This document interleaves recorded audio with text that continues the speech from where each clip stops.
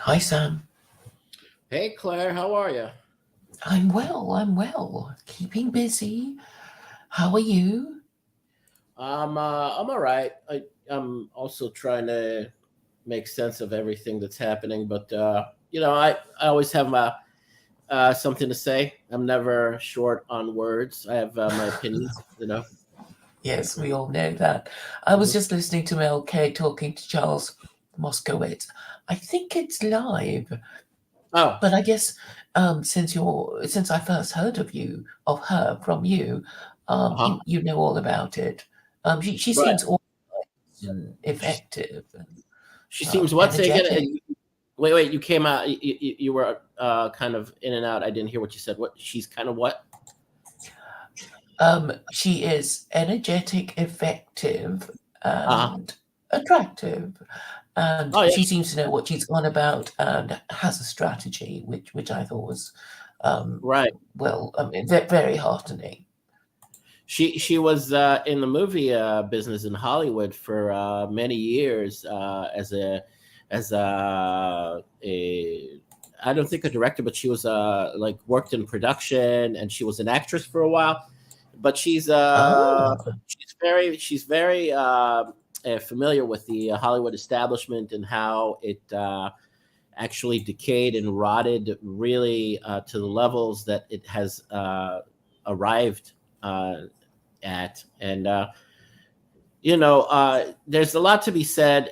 She exposes Hollywood, and it's not that she's trying to get a lot of the Jews that are in Hollywood off the hook, but she does explain very in detail, very clearly, that once the LGBTQ agenda started infiltrating into Hollywood, once in the 90s with the gays and the gay mafia, Hollywood took a turn for the worst and started becoming agenda driven and activists as far as pushing homosexuality and deviance and degeneracy to a whole new level, including pedophilia, what you have in a lot of Hollywood movies and Netflix and everything, openly and sort of like a without shame promoting pedophilia and all the levels of degeneracy that you find in Hollywood. Now, again, she's not trying to get the Jews from the production houses, from the studios off the hooks, because there's still a lot of Jews that own the production houses in Hollywood, and they're culpable for letting this be done in Hollywood. But it's more of the gay agenda that infiltrated into Hollywood in the 90s and until today. So I heard you talking to E. Michael Jones, and you debated him on the globo homo agenda and whether the Jews are responsible for that. And obviously, it's not the Jews, because that's a global agenda being driven by globalists, by the elites, by the old money, the old powers, the corporations, the establishments. And it's in the name of population control, and it's in the name of weakening morality for the sake of, again, control. And that's not the exclusively the realm of Jewish influence over Western culture. That is a stated goal and agenda of the World Economic Forum, and it directly stated that they promote LGBTQ. They have a homosexual as their chief science officer, this Israeli homosexual by the name of what's his name, Yuval Noah Harari, the creep. Okay, so it is a collaboration, but it has nothing. And you talk to him about pious Jews or a righteous Jews righteous Jews. Okay, and and unrighteous Gentiles, and how to distinguish between the right, righteous and the unrighteous right. through using the no-hate laws. Right. Okay. So the thing about it is, I've noticed that even Nick Fuentes, who's in line with E. Michael Jones, they're one and the same.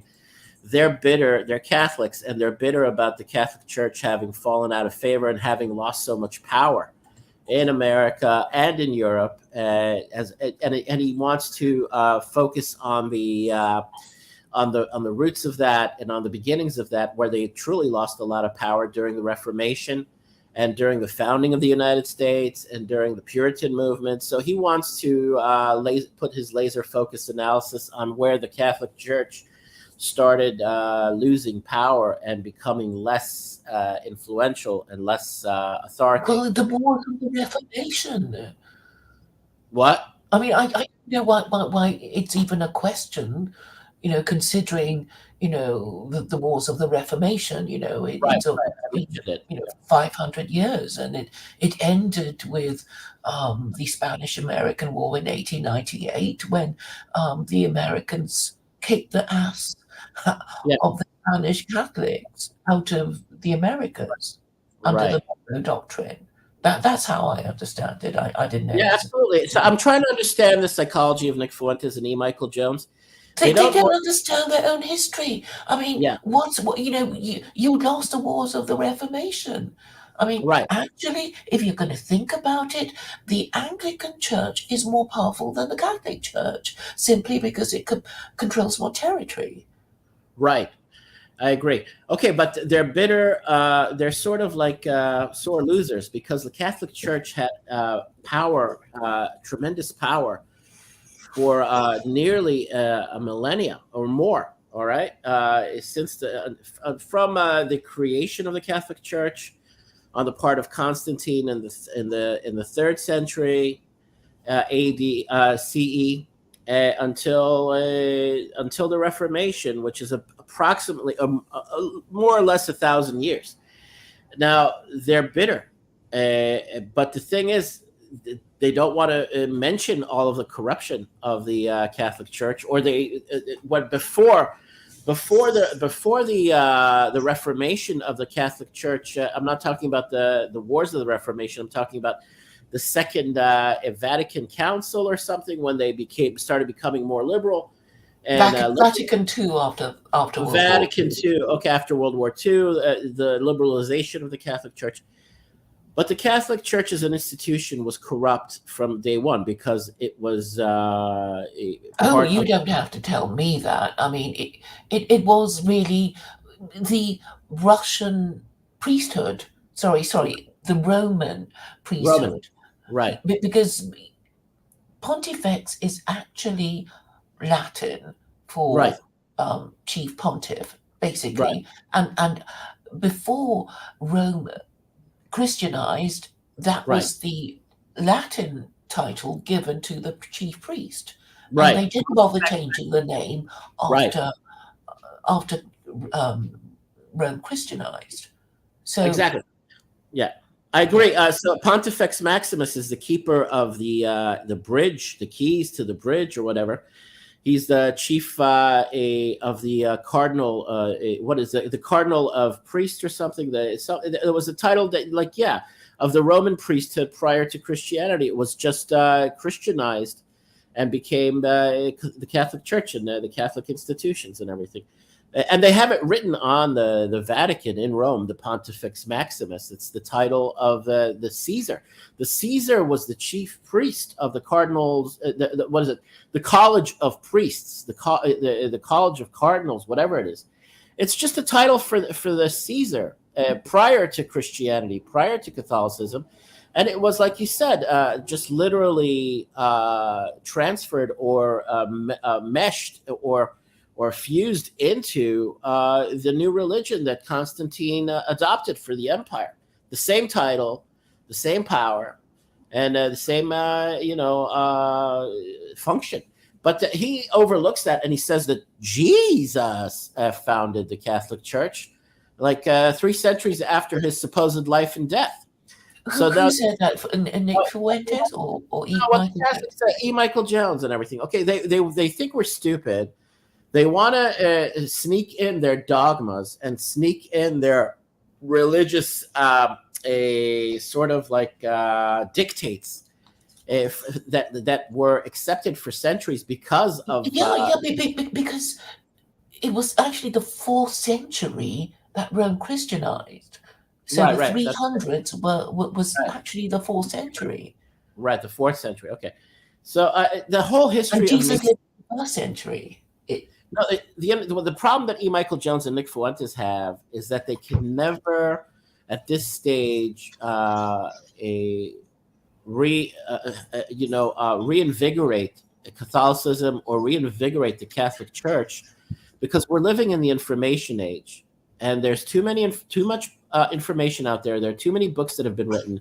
There's too many expositions, and the history of it's atrophied. Well, Catholicism is it's so impossible to believe that. That's why they had to burn heretics at the stake. right.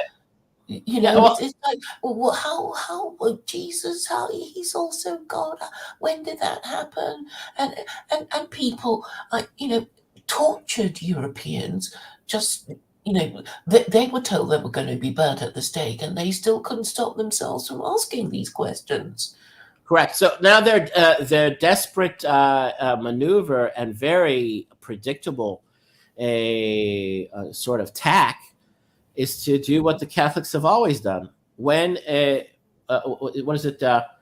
A When in doubt, pull it out. And what I mean is, when in doubt, blame the Jews. That's what the Catholics do. That's what Nick Oh yes, Fuentes yes, yes. The eternal did. scapegoat. And and the thing to remember about E. Michael Jones is that he argues with other Catholics, and he condemns Michael Voris, who has been going around doing his um, well, criticizing the Pope thing. And the Right. thing is, the Pope is now liberal. So what are Yeah. they going to do? They're in trouble. And if you push E. Michael Jones a bit harder, he will say that he wouldn't presume, unlike Michael Boris, to say what he would do if he were the Pope.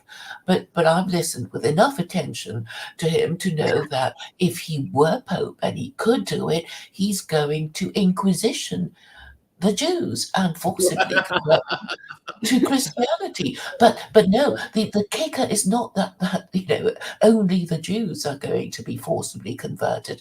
The Protestants are going to be Oh also yeah. Oh forcibly yeah. converted. So you guys aren't the only one, in a Oh, sense. he loves going back to the foundings of the United States, and the radical sort of shift that it took away from a Catholic authoritarianism that was established in Europe for centuries. Now he wants to argue the positives, the pluses of having the Catholic Church be in control for so long in Europe, as in regards to the moral norms that Europe had adopted, but those moral norms were not there during the Roman Empire. Those moral norms only began being adopted as a consequence of the whole stratagem of the Caesars to subdue the Jews in an obtuse way, and it's only God's hand. This is what happened as a result of the Roman conquest of Judea. The Greco-Roman world and Hellenism were all about co-opting religions and subduing them, and also incorporating them into the empire. So Yeah, round, well, so what they would do is they conquer a territory with its people and say, Give us your the idol of your god, and we'll just put it with put them in the ours." pantheon. But I'm just Yeah, saying that, exactly. but in a And roundabout you guys way. didn't have one, so that was Yeah, right. annoying. No, but now it's clearly understood. You can easily deconstruct what happened in order for Christianity to come about and how it was created. That it was a matter of imperial politics and pragmatism and traditions and norms and rituals of the Greco-Roman world.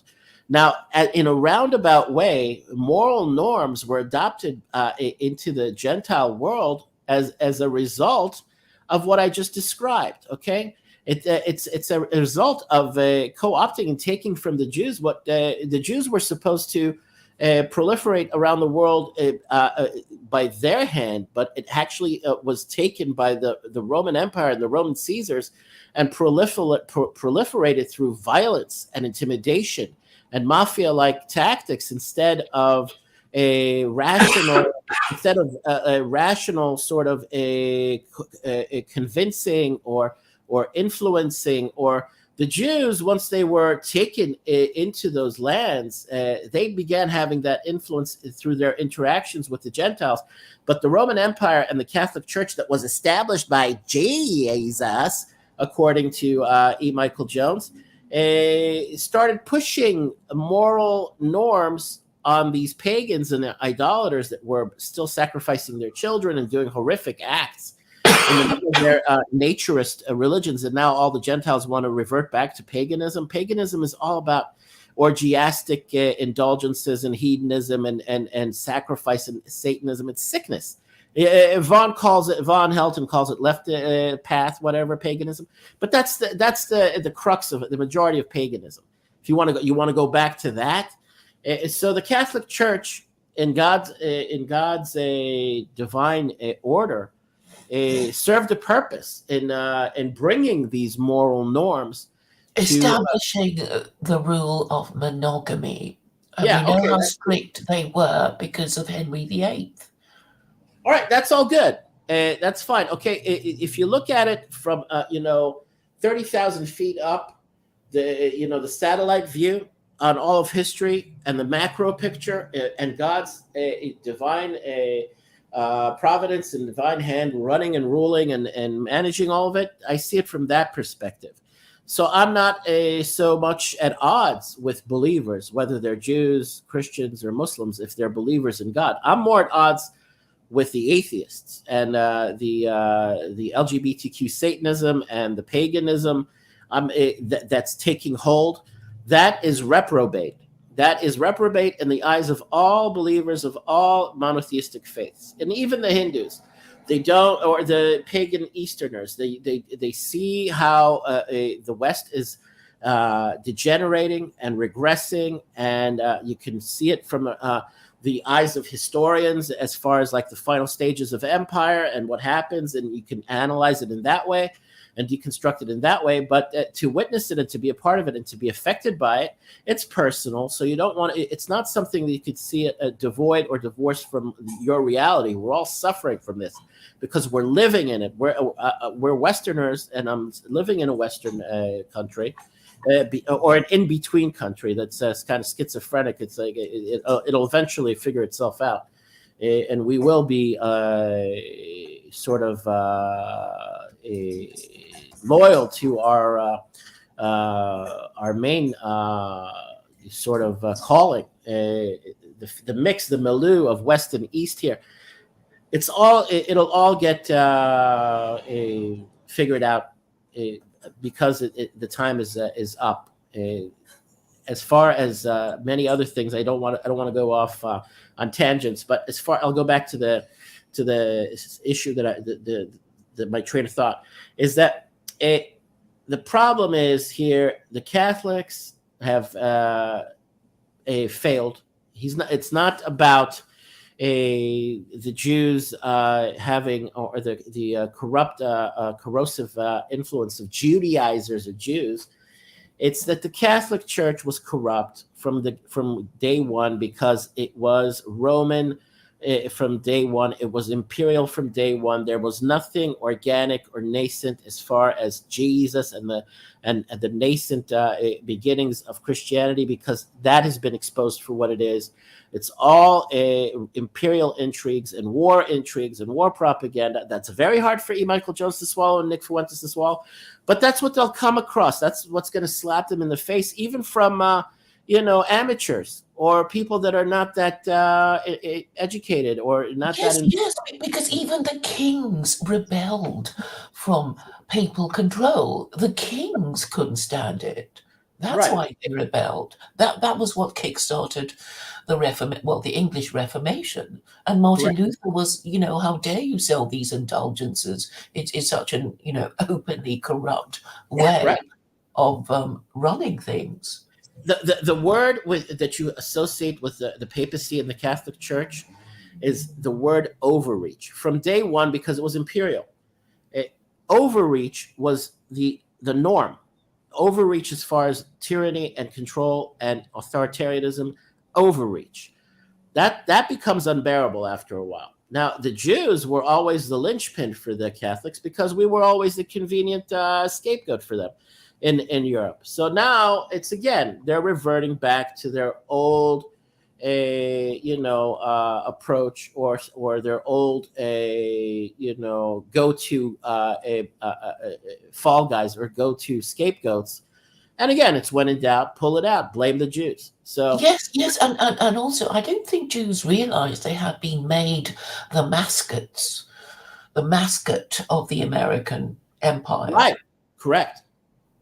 And that's why you will be getting the blame, because it's like it's Israel, it's Zionism, it's those Jews killing all those poor Well, Palestinians. the Jews are sometimes very useful idiots over time. Because in America, I saw this while I was living there. I felt it, I sensed it, I realized that they volunteer themselves to be out in front, to be the mascots if they're given the opportunity. And America gave them this opportunity, and they did it sort of like unwittingly, or whether unwittingly or not. If they look back on their history, they should, or we look back on our history, we realize that whenever we're given a chance by the authorities to be the front man, It's a trap. yeah, yeah, yes, Yeah, and so particularly when it's a nice job, a well-paying job, to be chief rabbi or prime minister or something like that. right. So E. Michael Jones will never admit to that. Nick Fuentes will never admit to that, even though there's a thousand plus, or even longer, since the establishment of Christianity. You could call it the 1700 years of this. That the ruling classes saw that they understood in a way that the mixture of Judaism with ancient Greco-Roman religions and whatever, Greco-Egypto, Persian, Babylonian, this whole mix, it had everything to do with mind control and politics and geopolitics. So the Jews were involved, whether they liked it or not, because the pagan world had adopted Jewish religion and the Jewish texts and tried to subordinate it, sort of give it second, to co-opt it, or to what's the word I'm looking for? Usurp it, but still have it as part of the foundation of their new religion. So the Jews Culturally appropriate. culturally appropriate it, but to give it, to demote it. They obviously wanted to The, demote the it. Old Testament and the New Testament, So by demoting the Jewish religion, they also demote the Jews to servants or second-class citizens or functionaries or useful idiots. And that's the way it's been for 1700 years. And the Jews should know better, that when we reach a certain point, when the culture is collapsing, the economy is collapsing, the politics are turning ugly, they'll always revert to their go-to, fall guys. Because the go-to fall guys were sort of like willingly volunteered, or they foolishly let themselves be put in that position again of fall guys. And this is the same in America.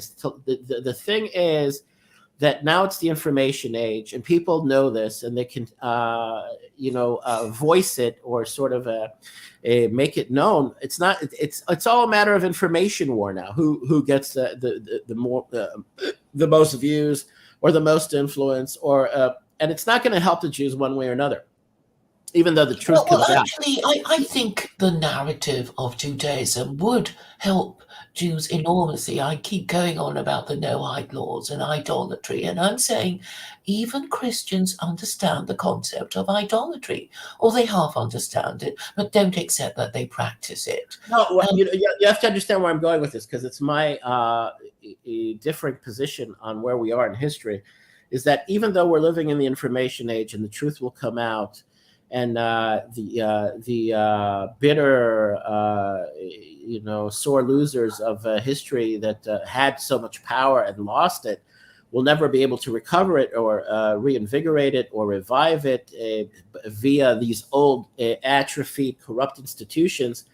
Uh, because it's just you can't. People will never want to go back to that. So, but the truth is, I'm going to where Michael Jones and Nick Fuentes have the most resentment in as far as where the Jews stand, the believing Jews, the righteous or religious Jews, as far as God's will and the end times and messianic revelation and true divine absolutism, not Catholic absolutism, not what ruled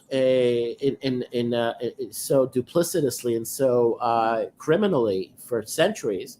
Although there was an order and there was a semblance of morality under this institution, even though it was so corrupt, and that's what they miss. That's what they long for. Even they'll accept the corruption as just part of the game.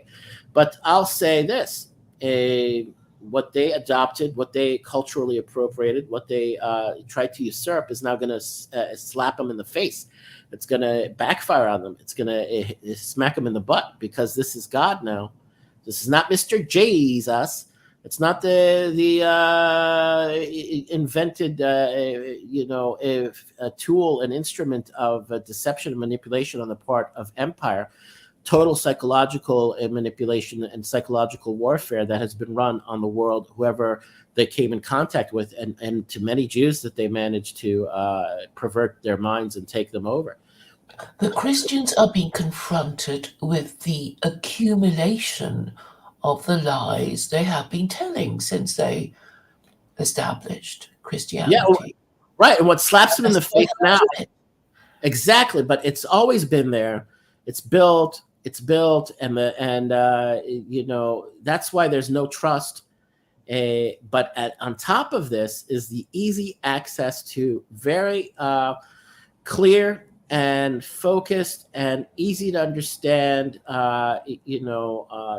deconstructions of how Christianity was created, who created it, why it was created, and when those questions get answered and the mystery is lifted, then the whatever inkling, whatever iota of trust goes bye bye.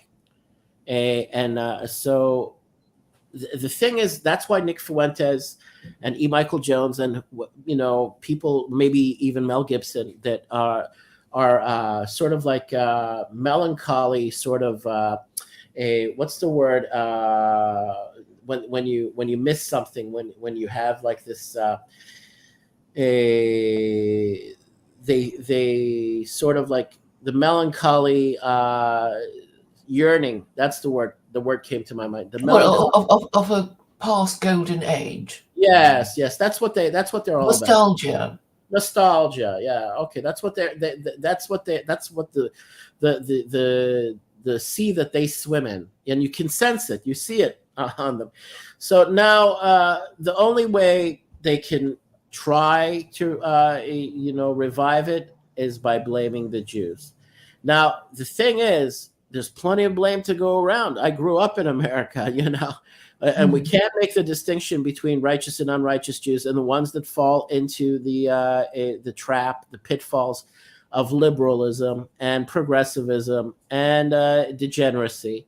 I met plenty of these types of people, and it's very sad what happens to them in America. And I could have easily fallen into that trap in America, in New York, and wherever I was in America, because it's very tempting. But then there's a price to pay. When you're young, you can be what's the word? You want to enjoy the sexual liberation the culture was. Yeah, you want to be promiscuous. You can be promiscuous. You can be sexually deviant, and then you don't realize you corrupt yourself to such a degree that you're incapable of marriage and family in later years. Although and this applies to men too, not just women. But the funny thing is, that certain people, I don't know what their psychology is like, but I don't know how their families function. But there are porn stars from the 80s that did the most insanely deviant and degenerate things, and they're married and they have kids. Or like some of them even be can like Jenna Jameson. She became an Orthodox Jew and she lives in Israel, and Oh. she was like a full on porn star, you know. Uh, Hmm. so it's not a hopeless a cause, you know. But if for the most part, most people aren't capable of that if they've allowed themselves to. Well, redemption is possible. I mean, that is one of the things about the Abrahamic religions. It Yeah, is yeah, always possible before right. death. And um, Look, like Alex I'm talking Jones. about porn stars and Alex Jones. prophets. Alex Jones admitted. Alex Jones admitted to having over 300 women in his lifetime when he was younger. Hmm. That's how promiscuous he was. And he had he married, he had kids with his first wife, and then he married again, and he had another child. But he has resources, and the fact is that also it's a matter of money and resources. So it's not just about finding God and asking for forgiveness and redemption and all this. Once you become sexually deviant and promiscuous, you become sort of like morally sick and lazy, and also it affects your work ethic, Outlook. outlook. It affects your outlook, your psychology, and your work ethic. Because once you've had so much sex, so many women or men, it's even women are now, they count that they John Gishla was talking to me about American women now posting how many bodies they've had on their TikToks or social media or Instagram. I've had over 200 bodies. I've had over, it's like, and then what comes after that? You lose your motivation, you lose your drive, you lose your work ethic. And it's like, okay, I've banged this many and I've had that many, and it's like, what else is there? They become sort of like, they lose their motivation Well, I for think living. that there's also the danger of treating relationships like um, as disposable, Right, right, and they can't bond with anyone because they'll always be very geared good. into thinking there's something better around the corner, Correct. plenty more fish in the sea. Yes, yes, and but how does that affect uh, their outlook on life in the bigger picture? Because we're supposed to be, uh, you know, uh, in relationships, long term lasting relationships. We're not animals, and have families. But so if they don't do that, and they are always looking for the next the best thing, the better thing, they're also not focused on a stability and a healthy work ethic. They become lazy. You become lazy as a result. I think you don't. You're not driven. You What lose they your. in terms of working on the relationship, you mean? Yeah, not just a relationship. No, I'm talking about beyond relationship. I'm talking about just subsistence, or career, or your whole entire sort of outlook on life. Because Mhm. you, uh, it takes away from a person's drive to live. You know. Yes, yes, there is this idea of sublimation, and there's actually an interesting Wikipedia entry on sublimation, which is basically a man not getting all the sex he wants will put his energy towards building a career and Right. doing other non-sexual things, and Right. this idea was what made the West great. There were all these sexually frustrated men who were building empire and Right. Right. Right. inventing stuff Oh, and you know whatever. what? That reminds me of a scene from that Ron Howard movie that was actually very good with Tom Cruise and Nicole Kidman, and they're in Boston. Remember? And so they're sharing a room in this brothel, and they're old. This is the 19th century, so they're the old fashioned. They're both not married, and they're virgins supposedly. You're What supposed was to this movie? far and away, far and away. Hmm. Far and away. You've probably seen it. If you see it again, you know what I'm talking about. So there's this one scene where they're in a room. They're sharing a room, and Nicole Kidman is behind a sort of like a separation sort of between them in the room A with screen. Hmm.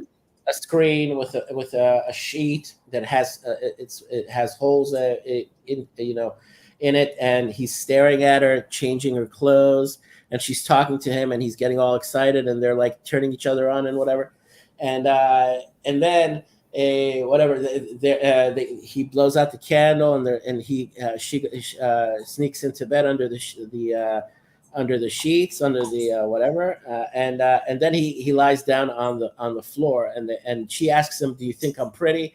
And he answers her, "Yes, you're the most beautiful thing I've ever seen," or whatever like that. And then she says, "Good," and she goes to bed, and he's there sexually frustrated. So you could talk about that sublimation. Then what happens is he has to blow his load. So he goes off to this the club where the boss, the Irish mafia boss that gave them their room in the brothel, whatever. You watch the movie, and then they run the boxing matches there for gambling, whatever. It's a pub or a club for the Irish over there in Boston. And so he goes off and he runs there, and he's like in an explosive kind of fury. He starts fighting, and boxing and taking out all his sexual frustration, and he starts winning and making all this money and everything. So there's a perfect example of like sublimation for it, if you want to talk about it. So and then he goes, yeah, it's a good movie. I mean, sort of like old fashioned nostalgia and everything. It's just like you could kind of wean. You can wean certain concepts or ideas out of that movie. As far as what does it say there? Okay. Oh, you just left the link to the meaning of it. All right. Hmm. So that's basically an example of it. I didn't want to go a kind of a running on about it, but it reminded me perfectly of that kind of a kind of understanding of what happens if you're not satiated sexually all the time. So I think the social engineers knew this, and they know this. And if you wanted to weaken a culture, if you want to weaken the morals and the drive of a society, is keep them constantly sexually satiated and make it more and more, and what does that require? It requires more and more degeneracy and deviance and extreme sort of disgusting. They go to the levels where it just like becomes disgusting in order to get them off. And it was what was her name? This female comedian, this tall blonde female comedian, a Glazer, a Nikki Glazer. Now she's a dirty comedian. She's all about sexual profanity and just being as dirty as you can be, just to be funny. And she says it of herself that she can't get off on. And this is a woman now, and so there's almost no distinctions anymore. So she says that she can't get off on soft porn. She has to get off on the most extreme hardcore porn. Gangbangs and black men ganging up on a small white blonde woman. That's what does it for her. That's what does it for people. It's like that's mild now compared to some of the things that they're doing now. So she says I always have to find the next fix. The next more extreme and more deviant type of pornography in order to get off. And so this is something that has been sort of like engineered. And E. Michael Jones and Nick Fuentes want to blame it all on the Jews. you know. And the last time I checked, most of those porn stars are not Jewish. You have here and there some really sick, deviant ones that are Jewish, you know, and it's sad to see it, but these are stupid people. You listen Mhm. to the girls, and I'm sorry, but they're super dumb. They're retarded Mhm. in their like real life, and you listen to them and you listen to what they're like and how they speak, and it's like these are dumb American women. They happen to be Jewish. They're Mhm. extremely low class, stupid, and affected uh, people, and that explains how they fall into this business. Yeah. But as far as the Jews' involvement in pornography, you know, it's not a monopoly that's run by Jews. I'm sorry, it's not. You look at the producers in pornography. Nowadays, it's not primarily Jews. It's everybody.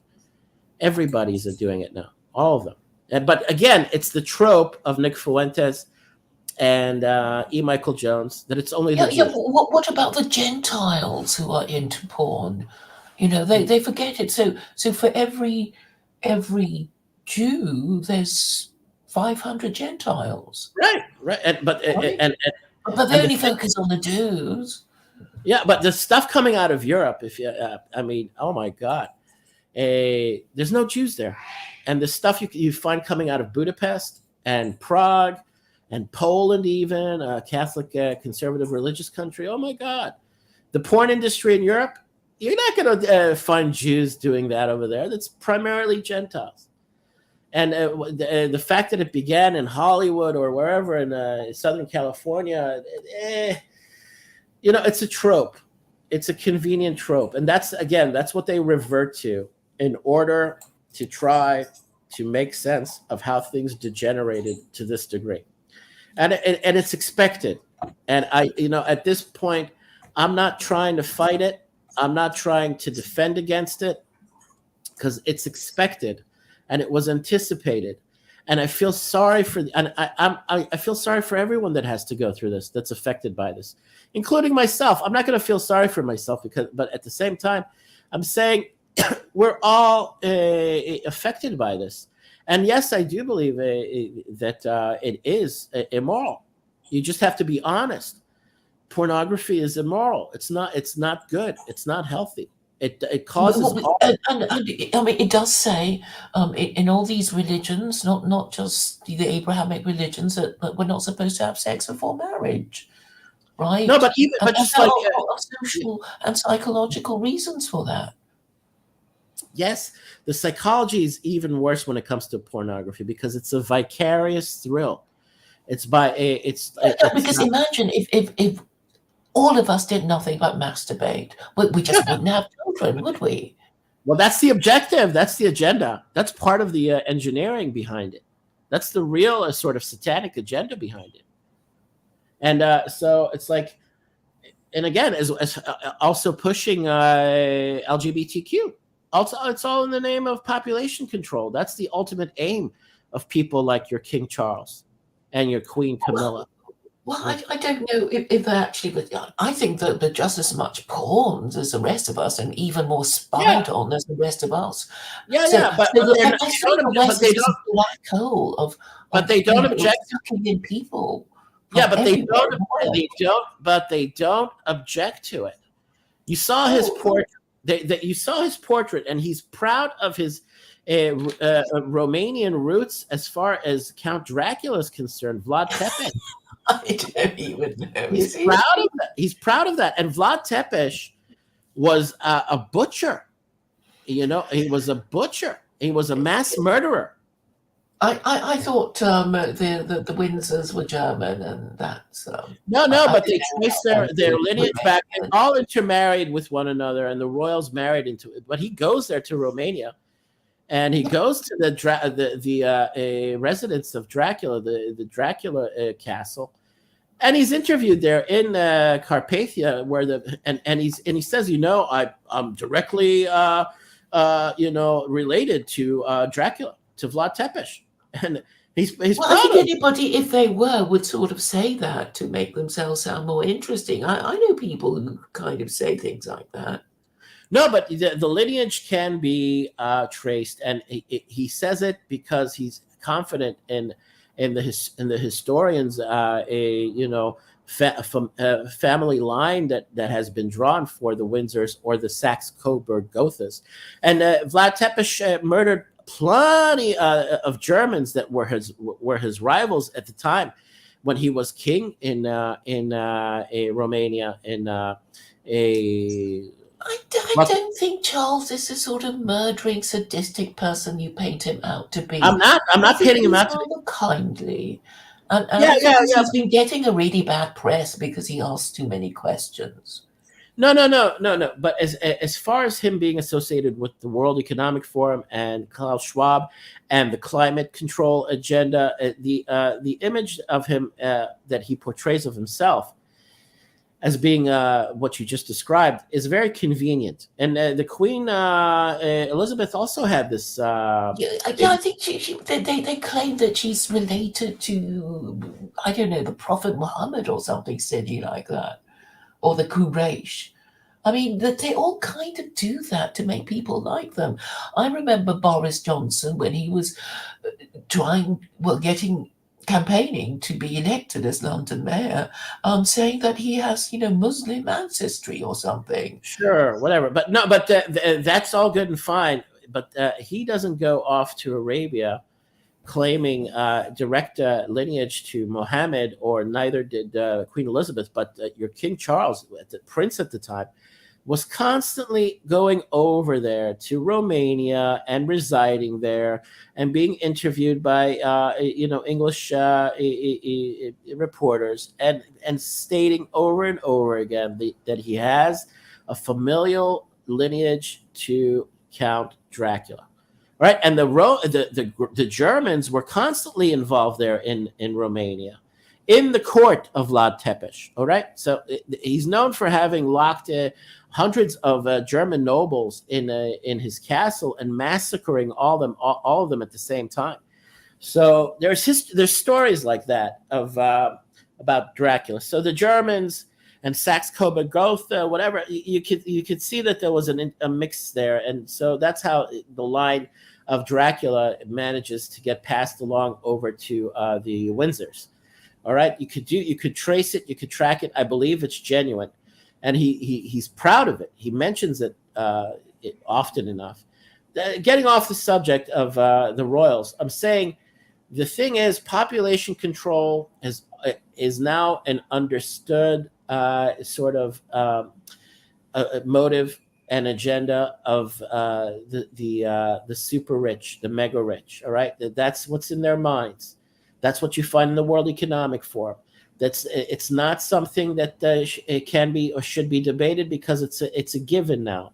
We saw what they did. We saw that what their COVID agenda was, and where's this going to be posted? This is Clara? YouTube. All right, so I'll keep it censored. I'm self censoring now.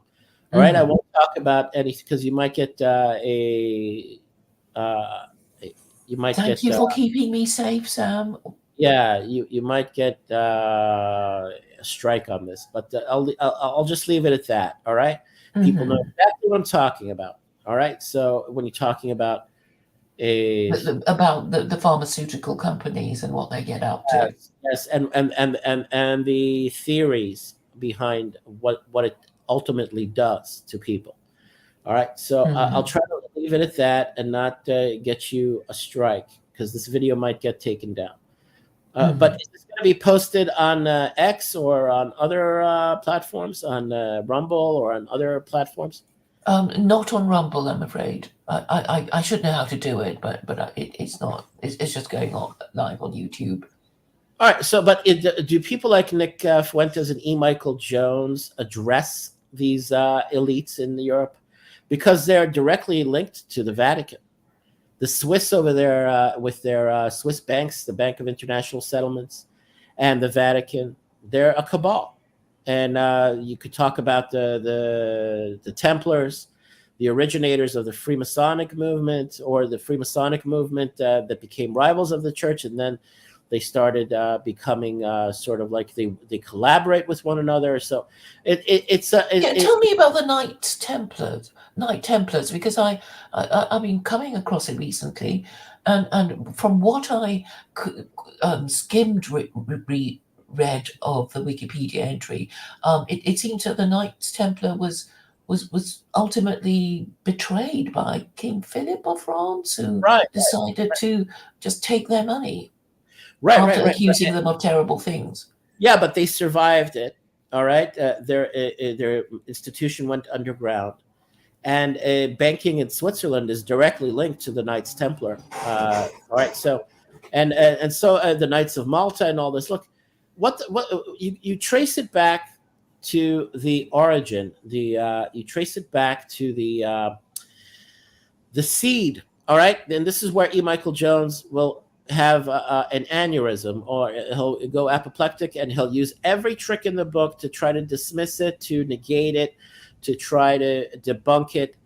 But it's all about social engineering and mind control. You take it back to the seed of Changing the religion yeah. of Westerners. I mean, that is what it is. And obviously Westerners might, will say, can we just choose a better religion than this one? Right, but it came down to sheer conquest and like sort of just like a vicious a sort of imperial domination and a territorial conquest. Well, I mean, the problem with Christianity, Sam, is that it hasn't got any principles. So basically, the whole operation of Christianity is Pope is going to support European monarchs in in their divine right to rule, and they were all absolute monarchs, and obviously they didn't want us to be Well, what these warlords. assholes, I'm sorry, what these assholes always overlook or deliberately overlook and instead scrutinize the Jews over is occupation. Occupation. All right. The whole entire project or operation of Christianity was about occupation, about taking over, cultural appropriation, occupation, not just of the Jews' religion, of the Jews' land. So that's why they have this obsession about calling us occupiers and of our own historical ancient homeland, occupiers. You are the occupiers. You occupied the minds of all of these people that for centuries understood would be, subjects of your false god and your false religion. But E. Michael Jones is a true believer. You can't confront him with, and even Nick Fuentes, they've totally committed themselves to the Jesus. All right. And when the Jesus is exposed, they go apoplectic. They'll say, no, this is historical revisionism, but they can't get away with it. I think you know what I think. These Catholics have more of a beef with the Protestants than Jews. They're just saying, we were fine. We were dealing with the Jews okay until you lot came along. Yeah, you gave them more power. You let them into the power elites, and you gave them the opportunity to subvert us. After we subverted them for a thousand years, we subverted their religion, we subverted their texts, and we created this Frankenstein mishmash monster of a religion that worked so well. How dare you undermine it? How dare you subvert what we subverted 1,000 years Now, E. Michael Jones wants to talk about divine justice. There you go. Divine justice came to Catholicism and the church 1,000 years after their grand injustice of the false god of the Jesus, the Jebus, destroying the temple, scattering the Jews. You'll pay for that, no matter how long it takes, Mr. E. Michael Jones and Nick Fuentes. Logos or no logos, schmogos or low schmogos. Did you hear E. Michael Jones talking to Jared Taylor? No. They were having a sort of debate like, race can be our religion. And E. Michael Jones saying, don't be silly, of course it can't. Do you, I What? mean, Jared Taylor's the one who's always talking about, low IQ blacks. Oh. All right. Well, you know what? I'll tell you. Manifest Destiny is also something that the Catholics were, or the Roman Empire was deeply involved in prior to the Reformation or Protestantism. The fact that the Americans took up the flag of Manifest Destiny, they adopted that from But Rome. that's kind of your story. I mean, Ann Coulter lives in a place called New Canaan. So Right. obviously these Christians were saying, we are the new Jews and America is the new Canaan and we're taking over. In a certain way, after the Jews suffered so much under the Vatican and under the Catholic Church and the papacy, Protestantism and American, so-called Judaizers, as E. Michael Jones kind of coins them, were a breath of fresh air compared to the Vatican. All right, so the Jews gravitated towards Protestants naturally, and E. Michael Jones obviously resents that. And so does Nick Fuentes, because it gave equal footing to Jews in America as far as politics and economics over time. All right. Now that matter of fact is something that both these Catholic a sort of like traditionalists or a restorationists want to focus on in order to blame all of America's troubles on the Jews. America's degeneration can be they want to trace it back to the falling away from the Catholic Church or the Catholic Church's authority, because the Catholic Church was so benevolent for centuries, wasn't it? So that's what they want to paint that picture. They want to create that kind of perception. It's like a perception management. All right, so they'll obviously not, kind of like steer clear of so many things that will just embarrass them. Because what I can say right now, in the bigger picture, the 30,000 foot view, is that yes, the West has degenerated. Yes, it's the end of empire. Yes, it's in its twilight moments, and it will have a collapse. And this is God's will. And this has nothing to do with Catholic restorationism as a solution. This is just the time. These are end times. It's the time cycle. It's the end of the road. All right. And God has willed it, and God is willing it in order to basically make amends and have closure. From my Jewish perspective, Jewish eschatology on the end times and messianic revelation, very different from the Christians and the Muslims. The Christian religion has been debunked. Christian end times prophecy and eschatology is illegitimate. It's mute. It's a perversion, and I don't believe in it, and I don't believe not in the Christian version of it, end times eschatology, and the Muslim retelling of Christian end times eschatology and Jewish end times eschatology. It's just another revision, retelling, reinterpretation, co-opting, whatever. It's not. I don't see it as the real deal.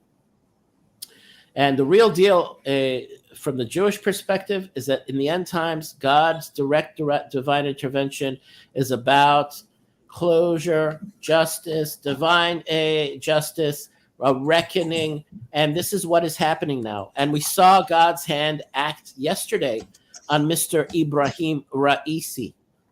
All right. And we will see this happen again and again. You can count on it. All right. I told you, in the name of my rabbi's declarations, Rabbi Nir Ben Arzi, all political leaders, kings, queens, presidents that come out and curse the Jews or attack the Jews or mean to do harm to the Jews of Israel, they will be finding themselves dead in due time. and this has begun now. He said, once you've seen one of these leaders dying, or in a strange circumstance, Isn't you'll it just a new cons assassinating them? no, no. It was adverse weather. It was fog.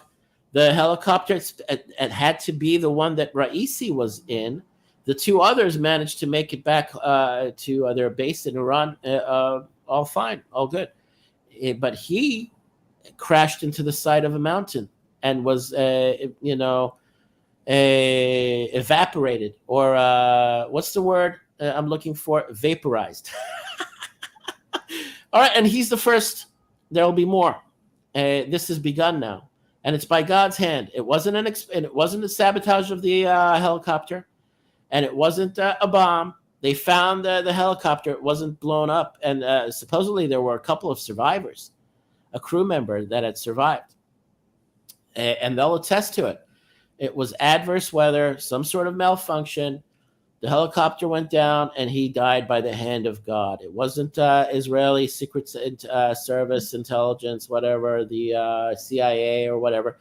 You'll see this, and they said the same thing of Erdogan's minister that died in Parliament when he was cursing at the Jews and saying in the name of Allah. Exactly at the moment when he said, in the name of Allah, you are cursed, and the Jews will be destroyed by Allah, in the name of Allah.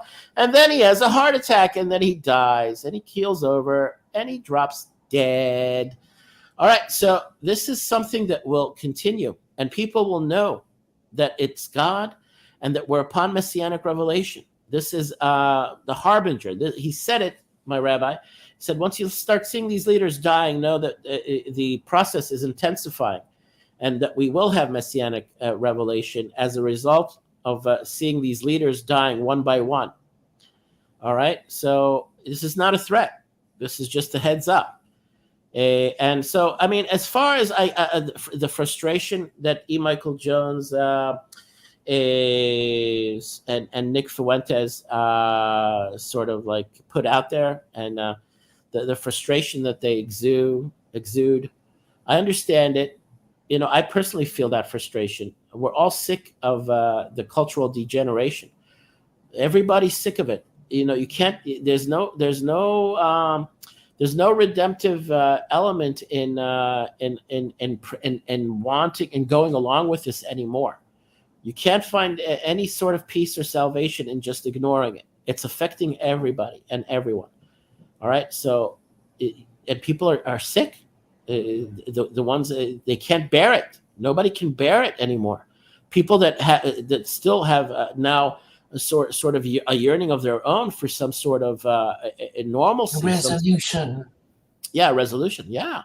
So I relate in that regard to Nick Fuentes and E. Michael Jones. I sort of empathize with their frustration. And they want to bring back Catholic supremacy. It's not going to happen. The fate of these false idol worshiping religions is just to fall by the wayside and to be ultimately destroyed by the hand of God, because it's not the worship of the one God. It's the worship of an intermediary created by the state, by the imperial state, and that's the hardest pill for them to swallow. And that's going to be their correction. All right. Right now they can be proud, they can be loud and boisterous and blame the Jews all they want. God has a reason for them doing this now. God has a reason for them having the reach and the influence that they do to basically instigate more anti-Semitism, to sort of like stoke anti-Semitism. Why? And I could sound crazy, but this is God's will. The anti-Semitism is meant to drive the Jews to ingather, and it will cause them to ingather and leave, because it's going to run out of control. It's going to be an out of control fire, and that's what it's becoming. And if you have Jews listening to you here, you should know this and accept this. This is your humbling. You should realize there is no salvaging America. There is no salvaging Europe. As far as your power, prestige, or position, or privilege over there, it's all going to be taken away. It's being taken away right now. If you were smart, you would leave now with your money, with your homes, with your assets, because it's all going to become worthless overnight. All right. And this is no longer a stretch. This is no longer a crazy speculation. This is very understandable, very perceivable, very tangible. All right. This is not something out of reach. You know this, but you're gambling. And that's why you have a Nick Fuentes. That's why you have an E. Michael Jones or whoever else, out of their frustration and their sort of a kind of like a bitter resentment and their a sort of like desire to want to resolve things by way of their old religion that has failed, that they think that they can revive. It's not. It's just that's what their God has put them on this earth for, is to basically stoke the fire, instigate, to be provocateurs, to provoke, and they have nothing holding them back now, because it's all lost. They see the country falling apart. They see it turning to shit. They say we have nothing to lose. We'll just all the barriers, all of the stops, or the sort of like things that would inhibit them just to not talk the way they do, have all been taken down. So there's nothing holding them back now. There's nothing inhibiting them now. You realize that this is a divine sort of process. This is the hand of God involved in it. When you reach this point with all the picture, the bigger picture surrounding all of it, connect the dots and realize that this is a moment of history repeating, but this is the grand finale. This is the grand finale. This is not just a cycle that's repeating itself. This is the end-all, be-all finale. All right? So the smart Jews will pick up and leave. And who knows how much time is left? I have no idea. You see, we're on we're like on the razor's edge, the edge of the cliff, or whatever, by the skin of our teeth. Whatever, whoever manages to make it makes it. If whoever doesn't will lose everything, and they'll come here with no dignity intact, humbled and humiliated. All right, if they and the majority will make it back. But what my rabbi said is that October 7th are being planned for American Jews or diaspora Jews. You have enough Hamasniks, and you have enough of them in London and in America, wherever. You have enough of these types of people that will, with eagerly and with great glee, do to American Jews what the Hamas did here in southern Israel. So massacres, mass rapes, and mutilations. That's what they're yearning for. They're eager to do that now. And this is also by the hand of God, that these people should be placed in America and in Europe. These savages, these animals, these soulless, goddamn fiends that act in the name of Allah, that act in the name of the Muslim God. God has put them there as his the instrument, the last choice, the out of call it what you will.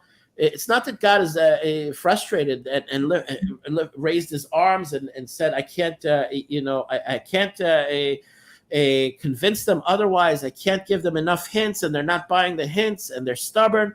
The final choice and option that they're leaving me with is violence and death and murder and force. And so these are not, I wouldn't call them God's agents like Mr. Mizrahi, because I don't want to give them some sort of special title or status. They're not. They're demonic. Mm-hmm. It's God's last choice.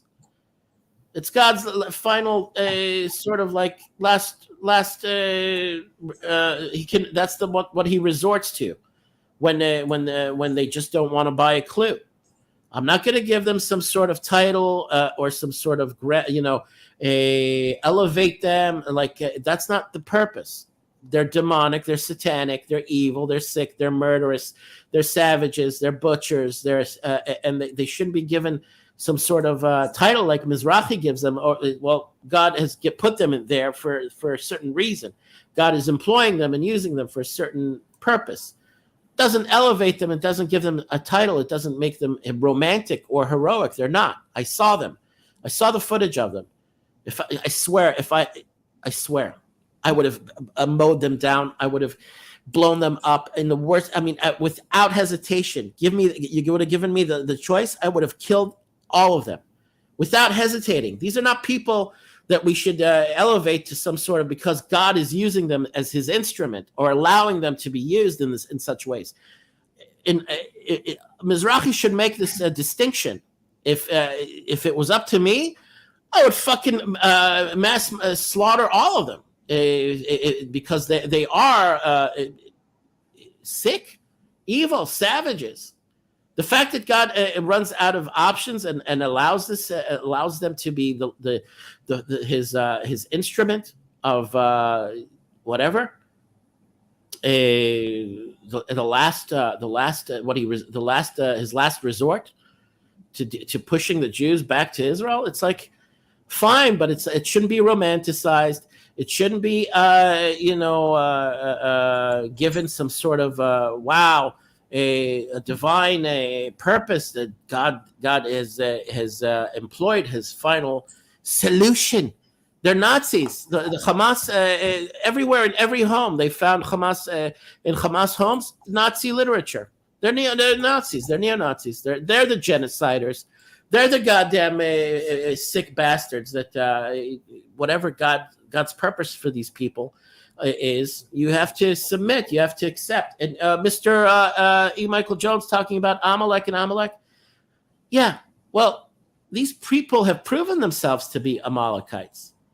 Everything that could have been done for them, as far as satiating them, appeasing them, giving them money, building their infrastructure, building institutions, hospitals, schools, everything was done for them. Billions were thrown at them, but they still chose to be Nazis and intent on genociding us.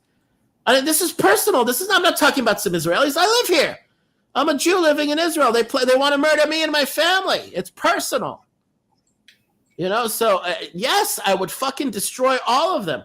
And by the hand of God, they will be destroyed. They will be destroyed. Anyway, that's it. That's it, Claire. I'm hoarse. My voice is okay. All right. Anyway, you got it off your chest. Yeah, I got it off my chest. Thanks. I appreciate it. Okay. Have a good night. Have a good day. You too. Bye-bye.